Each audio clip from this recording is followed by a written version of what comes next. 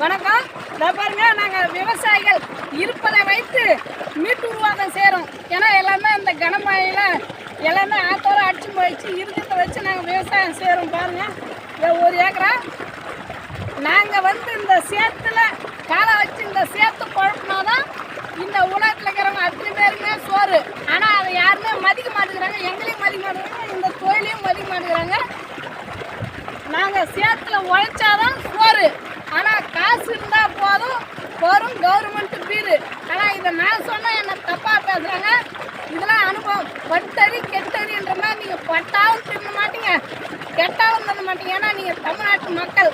பாருங்கள் நாங்கள் செய்கிற வேலையை.